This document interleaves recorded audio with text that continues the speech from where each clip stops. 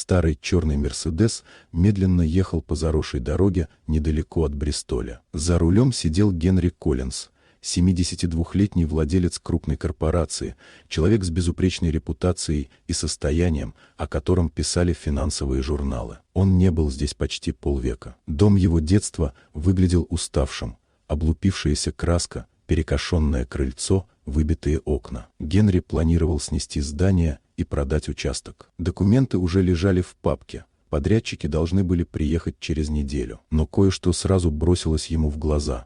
Возле фундамента цвели розы. Красные, желтые, розовые, живые, ухоженные. Обойдя дом, Генри услышал детские голоса. В старом огороде стояли 3 детей. Старший мальчик лет 12 объяснял младшим, как аккуратно пересаживать растения. Рядом с ним был мальчик помладше и маленькая девочка с корзинкой цветов. «Простите», — сказал Генри, — «что вы здесь делаете?» «Мы здесь живем», — спокойно ответил старший. «В доме нельзя, опасно, но за садом мы ухаживаем». Детей звали Майлз, Итан и Лили. Их мама умерла несколько месяцев назад, а после этого их хотели разлучить и отправить в разные приемные семьи. Тогда они просто ушли, нашли пустой дом, остались вместе. «Почему именно цветы?» — спросил Генри. «Потому что дом должен быть красивым», — тихо сказала Лили. Так говорила мама. Эти слова ударили сильнее, чем он ожидал. Когда-то то же самое говорила его мать,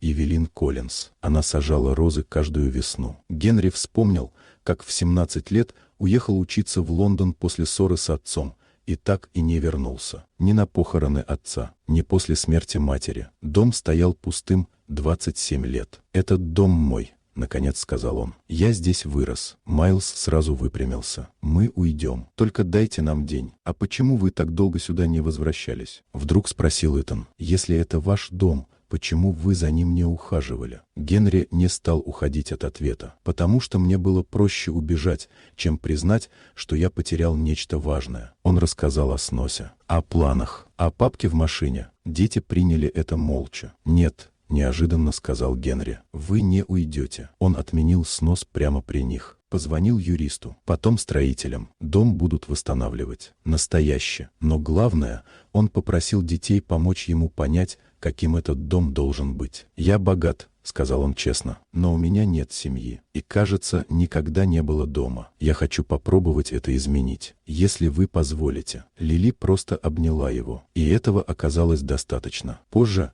они нашли на чердаке коробку со старыми фотографиями и письмом от его матери. В нем она писала, что снова посадила розы, на случай, если однажды он вернется, и что никогда не было слишком поздно вернуться домой. Через полгода дом был восстановлен. Генри стал официальным опекуном детей. За ужином он вручил каждому из них документы на образовательные фонды. «Это не подарок», — сказал он. «Это благодарность за то, что вы напомнили мне.